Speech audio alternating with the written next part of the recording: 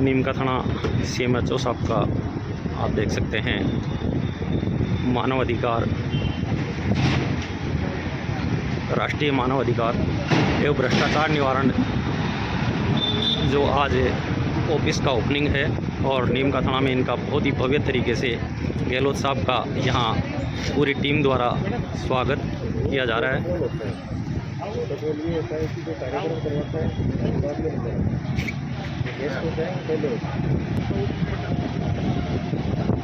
यहाँ ये जो कार्यक्रम हो रहा है ह्यूमन राइट्स के लिए, मानवाधिकारों के लिए, गरीब शोषित पीड़ित वंचित समाज हो या कोई व्यक्ति हो, परिवार हो, उनके लिए यहाँ कल से ये जो ऑफिस है वो उनको जागरूक करने के लिए, उनको रास्ता दिखाने का काम करेगा।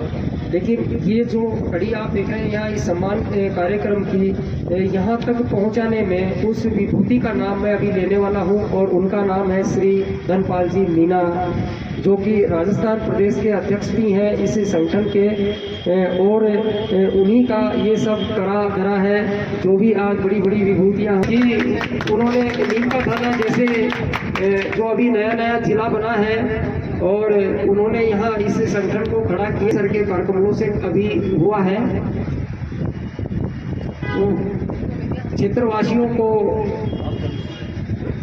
यही आश्वासन देंगे हम तो इस मंच से कि आने वाले समय में कोई भी शोषित है, पीड़ित है, वंचित है या सरकार की या राज्य सरकार की, केंद्र सरकार की जो योजनाएं हैं वो अमूमन हर तबके तक नहीं पहुंच पाती हैं। तो इस संगठन का कार्य यही होगा कि सरकार से ज़्यादा लाभ आम जन को, पीड़ित शोषित वंचित को मुहैया कराया जाए और उसका रास्ता बताने का कार्य ये संगठन करता है।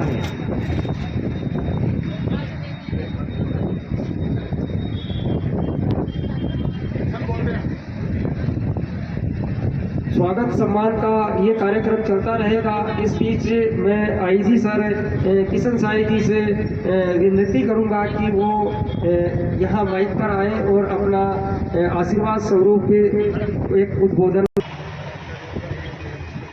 मेरे यहाँ के सभी पदाधिकारियों को जानकर एक बहुत ही खुशी होगी।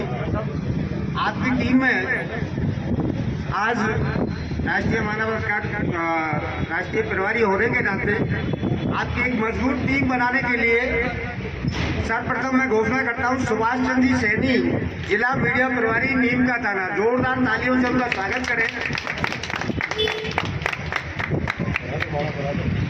बहुत बहुत बधाई हो सुभाष जी आपको। इसी कड़ी में धर्मेंद्र सैनी जो हमारे बीच मीडिया से भी है और उनको नीम का थाना तहसील मीडिया प्रभारी का दायित्व दिया जाता है। बधाई हो आपको धर्मेंद्र। तीसरी कड़ी में मनोज जी मीणा जो पाटन तहसील अध्यक्ष की जिम्मेदारी संभालेंगे, आपका भी संगठन में स्वागत, आपको बहुत बहुत बधाई। और अब मेरे अनुज जो सबका परिचय करा रहे थे, बधाई हो आपको। अरे एक बार साइड में हुआ करो, थोड़ा सा वो देखो साइड में। बहुत बहुत बधाई। छोटे लाल जी सैनी आपके बीच में है।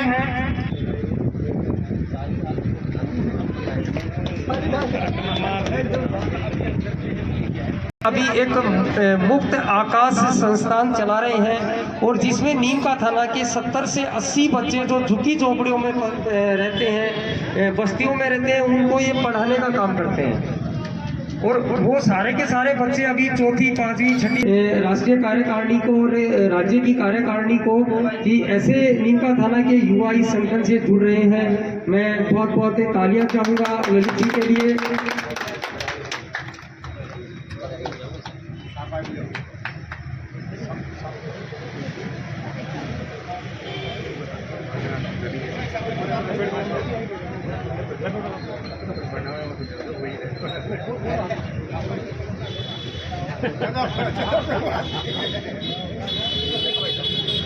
एक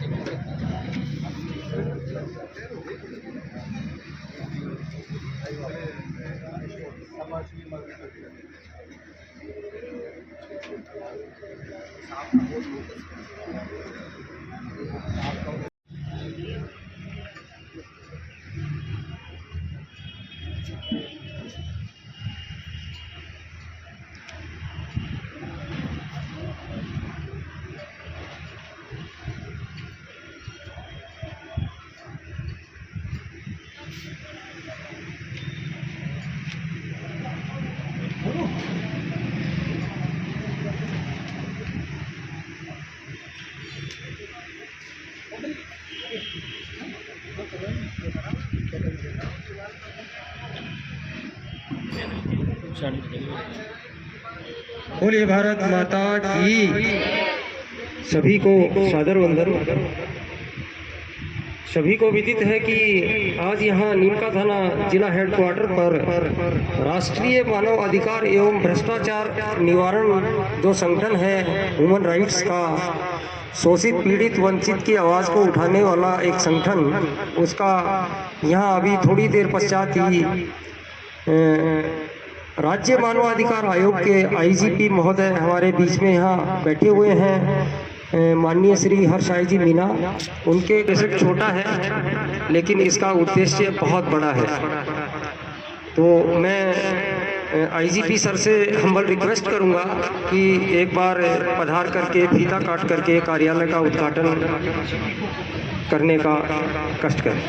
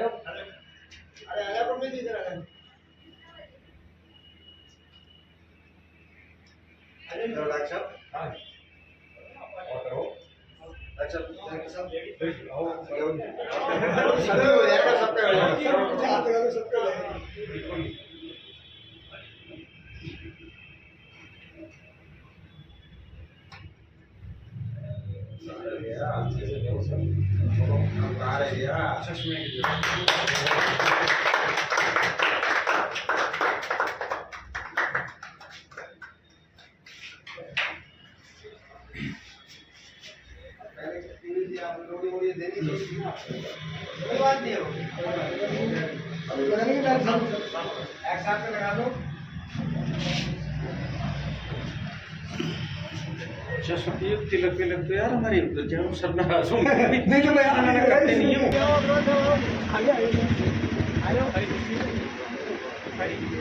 इस राष्ट्रीय मानव अधिकार एवं भ्रष्टाचार निवारण संगठन के इस शुभ मुहूर्त पर माननीय आईजीपी राजस्थान मानवाधिकार आयोग का यहाँ मंच पर साफा पहनाकर स्वागत किया जा रहा है। स्वागत करता हूँ मैं मनोहर लाल जी शर्मा जो राष्ट्रीय प्रभारी हैं इस संगठन के, उसके अतिरिक्त कृष्ण कुमार जी, विकास अग्रवाल जी, मुकेश जी जाट।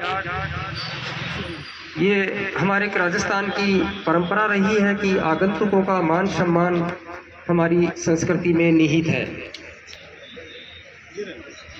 फूलों का गुलदस्ता भी आगंतुक मेहमान को उनके हाथों में।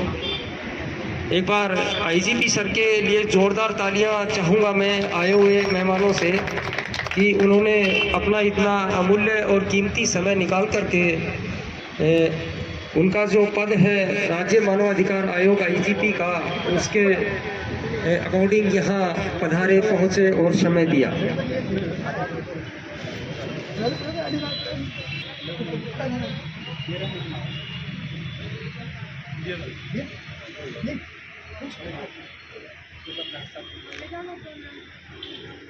इनके साथ ही पहले मैडम का डॉक्टर साहब आ गए। डॉक्टर साहब अरे आओ ना आप।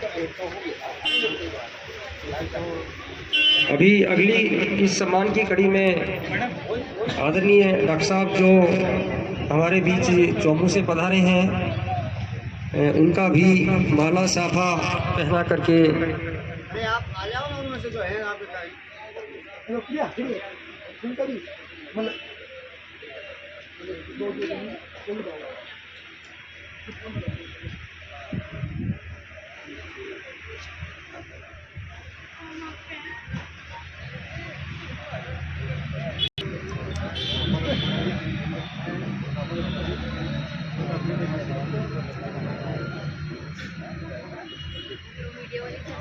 बोलो ना थोड़ा लाइट वाइट यूज करके मेरे नहीं दिख रहा है, लिख के दे दो महिलाओं के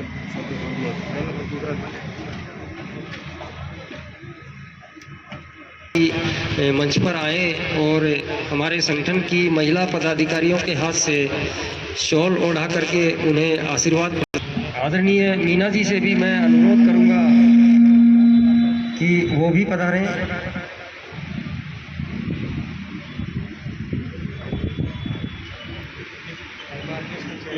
आए हुए मेहमानों के लिए तालियां अवश्य बजाएं।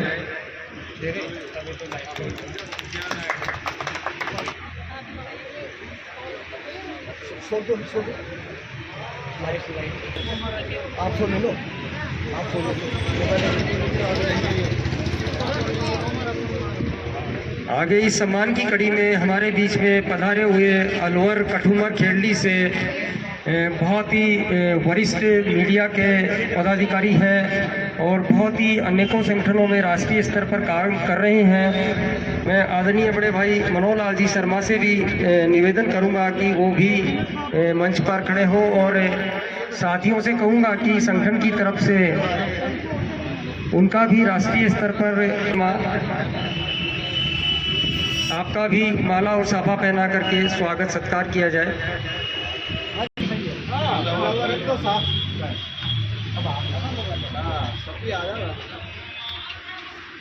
देखा है कुछ भी नहीं था, चेहरा थोड़ी दिख रहा है।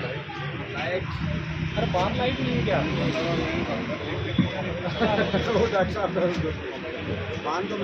प्रभारी हैं भाई बलदेव जी चौधरी, उनसे भी आग्रह करूंगा कि वो भी मंच पर आए।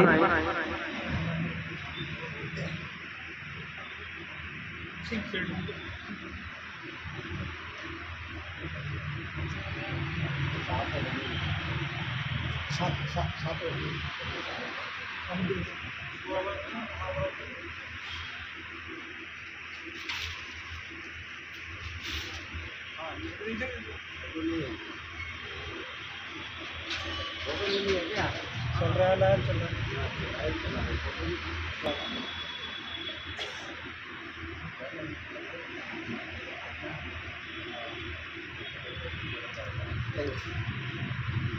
आदरणीय बलदेव जी चौधरी और इसी क्रम में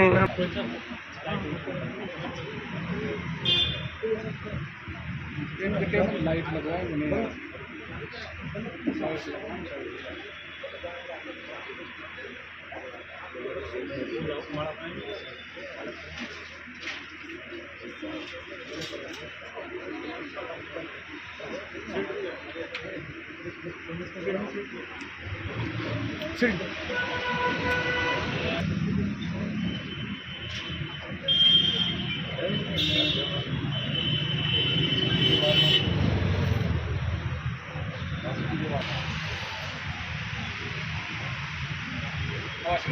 हाँ पहना हो क्या आपका?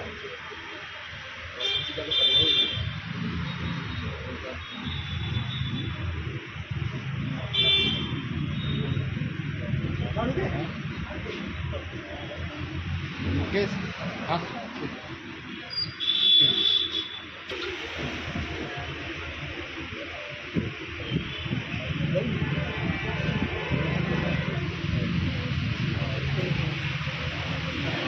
आमंत्रित करता हूँ स्टेज पे कानाराम जी यादव को आमंत्रित करता हूँ, गोपाल जी चेतानी को आमंत्रित करता हूँ।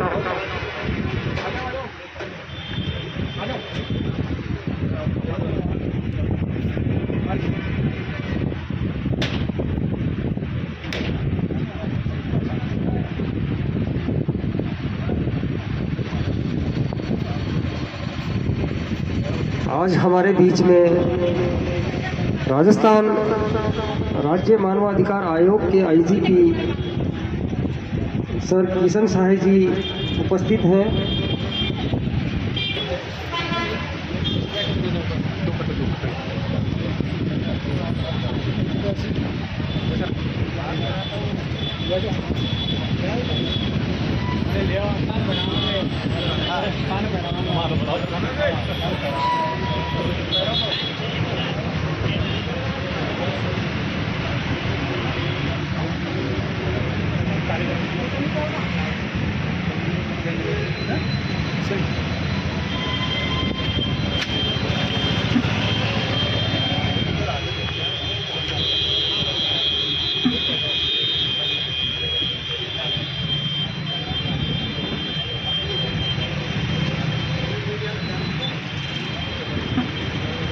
हमारे बीच में मानवाधिकार से आईजी सर बैठे हुए हैं। जो रिपोर्टर्स हैं, पत्रकार बंधु हैं, वो लोगों के ह्यूमन राइट्स के बारे में और मानवाधिकार के बारे में काफ़ी कुछ आवाज़ें उठाते हैं, बुलंद करते हैं, प्रशासन और शासन के पटल पे भी रखते हैं।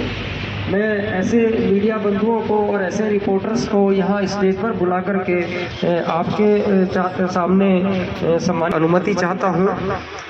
और इसी कड़ी में मैं आमंत्रित करूंगा हमारे सुदर्शन चैनल न्यूज़ से, हमारे डिस्ट्रिक्ट में मैं धर्मेंद्र जी सैनी हैं हमारे, जो काफ़ी अच्छी रिपोर्टिंग करते हैं ह्यूमन राइट्स के मामले में, लोगों को जागरूक करने के लिए उन्हें भी मैं आमंत्रित करूंगा। मनोज जी मीना है, जो काफ़ी अच्छी सटीक निष्पक्ष पत्रकारिता करते हैं ह्यूमन राइट्स के लिए, उन्हें भी मैं स्टेज पे आमंत्रित करूंगा, कृपया आएँ। हमारे बीच बैठे हुए हैं अमित जी अग्रवाल, उन्हें भी मैं स्टेज पे आमंत्रित करूंगा। वो भी काफ़ी निष्पक्ष पत्रकारिता यहाँ शासन और प्रशासन के पटल पर करते हैं।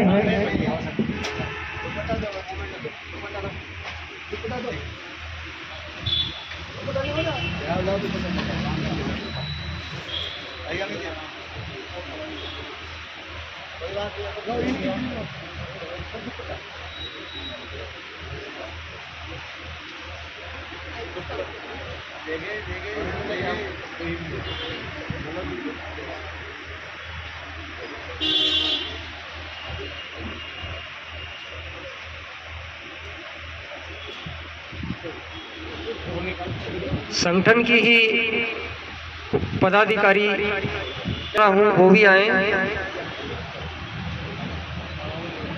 पूजा वर्मा यहीं पूजा दी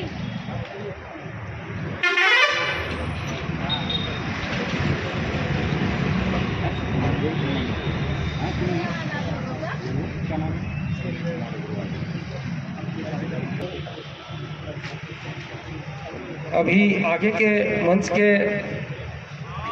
लिए मैं जिम्मेवारी देता हूं बड़े भाई मनोहर लाल जी, जो संगठन के राष्ट्रीय प्रभारी भी हैं और पत्रकारिता में मेरे गुरु भी हैं, मेरे प्रेरणा स्रोत हैं, सादर आमंत्रित हैं। मनोहर जी भाई साहब आइए। सहयोग की बात होती है। प्रदेश और नीमका थाना टीम से भाई ईश्वर आसर जी का फोटो ले रहे थे।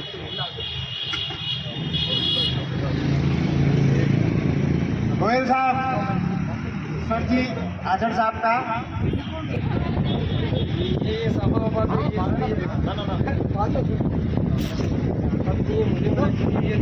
फोटो तो आए तो कंफर्म तो है कि भाई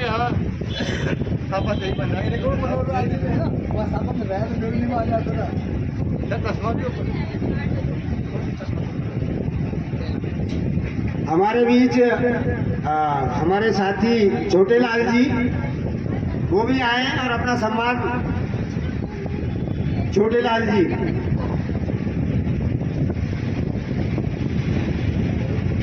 सम्मान ग्रहण करें। छोटा सा कार्यक्रम है आप लोगों के बीच, आपका एक कार्यक्रम है और आप ही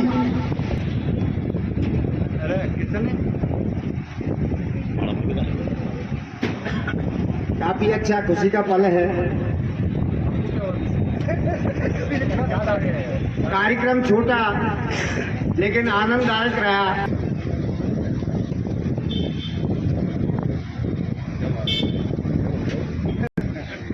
आप भी उधर होगे तो अच्छा रहेगा कि तुम्हें दे देते हैं। मीडिया प्रभारी सारे एक दिखे ना।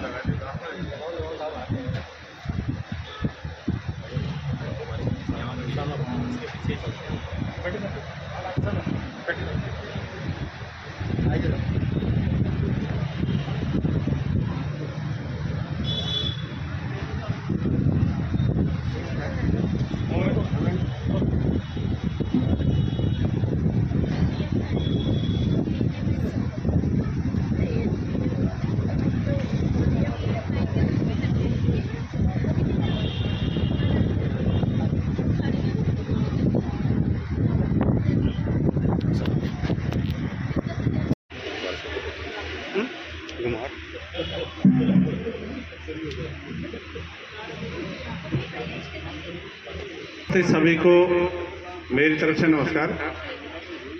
साथियों, मेरा नाम किशन सहाय, मैं पुलिस में आईजीपी के पद पर हूं और आईजी मानव अधिकार पुलिस हेडक्वार्टर जयपुर मेरी पोस्टिंग है। और मेरे साथी डॉक्टर बाबूलाल जी बराला हॉस्पिटल चौमू से हैं और हम एक विशेष अवधारणा या कंसेप्ट या विचारधारा लेकर के चल रहे हैं।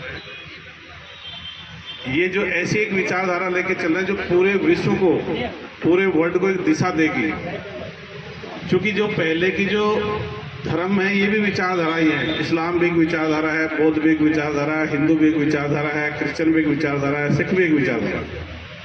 लेकिन मानव सभ्यता अभी तक संतुष्ट नहीं है। तो कैसा समाज होना चाहिए? क्योंकि समाज से हर कोई आता है। जैसा समाज होगा वो सब जगह झलकेगा। अपने समाज में बेईमानी हो और अपन सोचे साहब पुलिस वाले ईमानदार बन जाएं तो ये संभव नहीं है।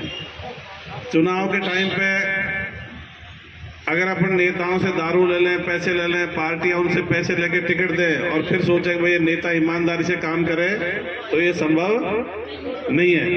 तो जैसा समाज होगा वो सब जगह झलकेगा। उसका ये आईना हर डिपार्टमेंट में, हर विभाग में, हर क्षेत्र में आएगा। तो इसलिए अपन एक विचारधारा मानवतावादी विश्व समाज, इस विचारधारा से भारत नहीं पूरे वर्ल्ड को एक दिशा मिलेगी। इसमें क्या है, अपना क्या लक्ष्य है? अंधविश्वास मुक्त, वैज्ञानिक दृष्टिकोण युक्त, परंपरागत धर्म विहीन, जाति विहीन, नस्ल भेद मुक्त, साहसी, शिक्षित, स्वस्थ और उच्च नैतिक मूल्यों वाले मानवतावादी विश्व समाज का निर्माण करना अपना प्रमुख लक्ष्य है। लक्ष्य का मतलब होता है कि हमको धीरे धीरे इधर बढ़ना है।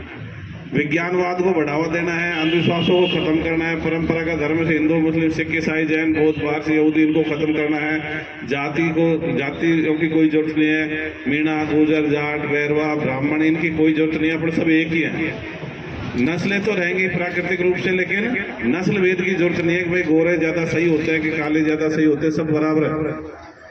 साहसी, अपने क्या समाज में साहस के लिए नहीं कहा जाता। अपने बचपन से ही भारत में बच्चों को, लोगों को डरपोक, कमजोर बनाया जाता है। तो जीवन भर उनमें साहस नहीं आता। वो छोटी छोटी चीज से डर जाते हैं। कोई कुछ भी कहते तो भाई तेरा इससे ये नुकसान हो जाएगा, तो आदमी डर जाता है। तो हमको साहसी बनाने की जरूरत है बचपन से ही सबको। शिक्षित, सबको पता है भाई शिक्षित तो होना ही चाहिए, इसमें कोई कंप्रोमाइज की जरूरत नहीं है। सबको, चाहे लड़का हो चाहे लड़की, कॉलेज तक पढ़ना चाहिए।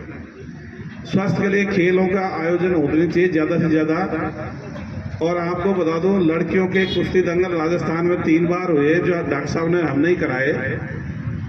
तो लड़कियों के भी उतने ही खेल कूदों की जरूरत है, चाहे कबड्डी हो, चाहे कुश्ती हो, चाहे long jump, high jump, athletics, जो भी है लड़कों के, लड़कियों की, अपन को ज़्यादा से ज़्यादा इनके आयोजन की जरूरत है। और अच्छी नैतिकता, मतलब ईमानदारी, न्याय, इसके प्रति अपन को दृढ़ संकल्प रहना है। ऐसा समाज अपन को बनाना है। इसमें एक शब्द आया परंपरागत धर्म भी।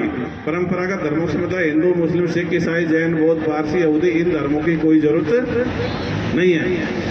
आप देखो, सुबह से लेकर शाम तक अगर आप एक भी धार्मिक गतिविधि नहीं करो तो आपके जीवन पर कोई फर्क पड़ता है क्या?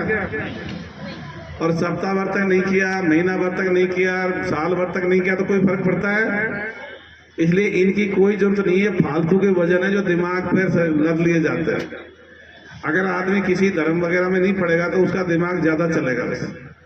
और क्या नुकसान है धर्मों के? ये अंधविश्वास के स्रोत धर्म ग्रंथ ही हैं। लिंग भेद किसमें लिखे हैं? धर्म ग्रंथों में। भाई औरतों में आदि बुद्धि होती है, ढोल गवार पीटने के अधिकारी होते हैं, जो भी सारी चीज है धर्म ग्रंथों में लिंग भेद है। और सोच को सीमित कर देते हैं, सोच को बांध देते हैं। जैसे हिंदू की सोच वेद, पुराण, गीता, रामायण से बन जाएगी, मुसलमान की सोच कुरान, हदीस से बन जाती है। वो सोच सीमित हो जाती है, मतलब वो खुल के नहीं सोच पाता। जैसे मैं एक छोटा से उदाहरण से बात करता हूँ आपसे। भाई आदमी का शरीर कितने तत्वों से मिलकर बना है? कौन कौन से? अब देखो, अपन सब 10वीं तक विज्ञान पढ़ते हैं। तत्व है hydrogen, helium, lithium, boron, calcium, phosphorus, nitrogen, oxygen, ये तत्व हैं। और अपन क्या कह रहे हैं, पानी तत्व है, हवा तत्व है, अग्नि तत्व है, जो कि पानी तो यौगिक है, हवा मिश्रण है, अग्नि ऊर्जा है, ऊष्मा ऊर्जा है। ऐसे नहीं कि आपको ज्ञान नहीं है, लेकिन सोच का दायरा बन गया। जैसे कोई घोड़ा या बैल है, उसको अगर अपने रस्सी से बांध दिया तो वो रस्सी जहाँ तक जाएगी वहां तक तो खूब चलेगा, और उसके बाहर कितनी भी अच्छी घास हो तो वो नहीं चल पाएगा। ऐसे ही धर्म ग्रंथ के बाहर किसी का जितना भी ज्ञान है उसको स्वीकार नहीं करता दिमाग, इसलिए इनसे सोच बन जाती है। अब वैज्ञानिक दृष्टिकोण शब्द है। वैज्ञानिक दृष्टिकोण का मतलब है प्रकृति में कोई भी घटना घटती है तो उसका कोई न कोई कारण होता है। धार्मिक आदमी क्या बोलेगा, भाई पत्ता भी हिलता है तो किसकी मर्जी से हिलता है? भगवान अल्लाह गॉड की मर्जी से हिलता है। और वैज्ञानिक दृष्टिकोण क्या कहेगा, भाई पत्ते पर अगर कोई भारी बल लगा तो पत्ता हिल जाएगा, हवा से हिल जाएगा, हाथ से हिल जाएगा, पत्ता हिल जाएगा। तो ये तो हो गया वैज्ञानिक दृष्टिकोण। और ईश्वर अल्लाह गॉड की मर्जी से हिलता है, ये क्या है? ईश्वरवादी अल्लाहवादी धार्मिक दृष्टिकोण। तो अपन को मतलब जितने विज्ञान है उसकी प्रगति किससे हुई है? वैज्ञानिक दृष्टिकोण से हुई है। आप लोगों ने उसका नाम सुना होगा, जेम्स वाट का। भगोने में पानी गर्म कर रहा था, जैसे भाप बने ढक्कन ऊंचा उठा तो उसने देखा भाई ढक्कन ऊंचा क्यों उठा, उसने वजन रखा। 2-4 बार वजन रखने के बाद उसने निष्कर्ष निकाला कि भाप में तो ताकत होती है, और भाप का इंजन बना दिया। अब ढक्कन तो हजारों साल से आस्तिक लोगों के उठते थे, तो वो क्या समझते? भगवान की अल्लाह की माया इसलिए उठता है।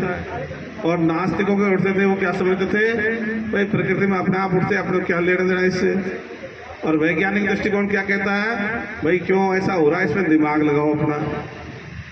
तो वैज्ञानिक दृष्टिकोण से ही सारा विज्ञान तकनीकी में प्रगति हुई है। तो इसलिए अपन को वैज्ञानिक दृष्टिकोण की जरूरत है, धार्मिक ईश्वरवादी अल्लाहवादी दृष्टिकोण की जरूरत नहीं है। अब आप लोगों को जैसे मान लो बच्चे हैं या अब युवा साथी हैं, ये बेरोजगार घूमते तो आपको बुरा लगता है कि नहीं लगता? इस देश में बेरोजगारी का सबसे बड़ा कारण क्या है बता दूं? आप लोगों ने पढ़ा होगा 1905 में एक आंदोलन चला था, स्वदेशी अपनाओ और विदेशी वस्तुओं का बहिष्कार करो। फिर 2020 में भी आंदोलन चला, स्वदेशी अपनाओ और विदेशी वस्तुओं का बहिष्कार करो। उस समय वस्तुएं कहाँ की थी? इंग्लैंड की। इस बार वस्तुएं कहाँ की हैं? चीन की। हम तो वहाँ के वहीं आज़ादी के 75 साल और कुल मिला के 120 साल बाद भी वहाँ के वहीं बैठे हैं। तो अपन को सोचने के लिए मजबूर होना पड़ता है कि ऐसी अपन में क्या कमियां हैं। अपनी जनसंख्या 142 करोड़ है, मतलब हमारे 142 करोड़ दिमाग हैं, पर ये चल क्यों नहीं रहे? तो बहुत सारे लोग क्या कहेंगे कि साहब हमारी शिक्षा व्यवस्था खराब है, लेकिन ये झूठी बात है। अपने बच्चे वही पढ़ाई पढ़ रहे हैं जो चीन का, अमेरिका का, रूस का बच्चा पढ़ रहा है। सिलेबस में कोई फर्क है? इसको कैसे समझ सकते हैं? कोई बच्चा 12th क्लास में है और बायोलॉजी में है और उसका यहाँ नीट में सिलेक्शन नहीं हुआ, तो वही बच्चा चीन में, रूस में जाके MBBS कर रहा है नहीं कर रहा? अगर 12th में एक जैसी पढ़ाई नहीं पढ़ता तो क्या वहाँ जाके पढ़ लेता वो? तो पढ़ाई लिखाई तो एक ही है, लेकिन चीन की जनसंख्या भी 142 करोड़, अपनी भी 142 करोड़, तो फर्क कहाँ है? चीन का एक चीज और बता दूं, दुनिया में 44 तकनीकी टेक्नोलॉजी है। चीन 37 में अमेरिका से, यूरोप से आगे निकल गया और अपन कहीं भी नहीं है। इसका कारण बता दूं, चीन में 90% लोग बाग किसी ईश्वरीय धर्म को नहीं मानते, इसलिए उनको वैज्ञानिक दृष्टिकोण सूट कर गया। और अपने 99% लोग धार्मिक है, इसलिए अपन जल को तत्व बता देंगे, हवा को तत्व बता देते हैं। तो अपन पढ़ते सब कुछ है, पर अपनी सोच बंधी हुई है, दिमाग नहीं चल रहा। तो इसलिए आप लोगों ने उस एक इजराइल देश का नाम और सुना होगा। इजराइल देश छोटा सा है, उसका क्षेत्रफल है 22,000 वर्ग किलोमीटर और अपना क्षेत्रफल है 32,87,000 वर्ग किलोमीटर। वहाँ की जनसंख्या है 93 लाख, अपनी जनसंख्या 142 करोड़, मतलब अपना अनुपात है 1:150। वो नया देश बना था 14 मई 1948 को और अपन आजाद हुए थे 15 अगस्त 1947 को। 2-4 साल पहले वहाँ के प्रधानमंत्री जी यहाँ आए थे और अपने प्रधानमंत्री जी वहाँ गए थे और अखबारों में खबरें छपी थी। अपने प्रधानमंत्री जी क्या कह रहे थे, हमको तोप दे दो, हमको मिसाइल दे दो, हमको ड्रोन दे दो, हमको खेती की टेक्नोलॉजी दे दो, हमको लड़ाकू विमान दे दो। अब ये ऐसा हो गया कि भाई 150 आदमी एक तरफ हो जाए और एक आदमी एक तरफ हो जाए और 150 आदमी जाके एक आदमी से बोले तू हमारी सुरक्षा किया कर, तू हमारी मदद किया कर, तो 150 के लिए शर्म की बात है कि नहीं है? तो 150 अपन भारतीय ही है। ऐसा क्यों हुआ? क्योंकि इजराइल अमेरिका से मिला हुआ है, वो तो विज्ञान तकनीकी उन्नति कर रहा है, हर 10-20 साल में नई नई खोज कर रहा है। और अपन क्या कर रहे हैं, हर 10-20 साल में नए नए भगवान खोज लाते हैं। कोई साईं भगवान खोज लाया, कोई आसाराम भगवान खोज लाया, कोई रामपाल भगवान खोज लाया, कोई राम रहीम भगवान खोज लाया। तो दुनिया तो विज्ञान खोज रही है, अपन क्या खोज रहे हैं? हम भगवान खोज रहे हैं। तो अपने बच्चे बेरोजगार क्यों हैं, उसका मैं जवाब देना चाह रहा था, क्योंकि अपन को चीजें आयात करनी पड़ती है। अपना 80% इलेक्ट्रॉनिक आइटम चीन से आयात कर रहे हैं, तो हमारा रोजगार कहाँ जा रहा है? चीन में जा रहा है। अपन ने राफेल विमान खरीदे फ्रांस से, 36 राफेल विमान खरीदे 59,000 करोड़ रुपए के। तो 59,000 करोड़ का रोजगार हमारा कहाँ चला गया? फ्रांस में चला गया। तो हमारे बच्चे बेरोजगार इसलिए घूम रहे हैं कि हमारे रोजगार बाहर जा रहे हैं, क्योंकि अपने विज्ञान तकनीकी में पिछड़े हुए हैं। और विज्ञान तकनीकी में क्यों पिछड़े हैं? क्योंकि अपना दृष्टिकोण धार्मिक है, अपना दिमाग बंधा हुआ है, चल नहीं पा रहा, इसलिए अपन पिछड़ रहे हैं। तो ये मानवतावादी विश्व समाज एक ऐसी सोच है, इसमें मानवतावाद है, नैतिकता है, विज्ञानवाद है। बिना विज्ञानवाद के कोई देश आगे बढ़ ही नहीं सकता, चाहे कोई कितना प्रयास करे।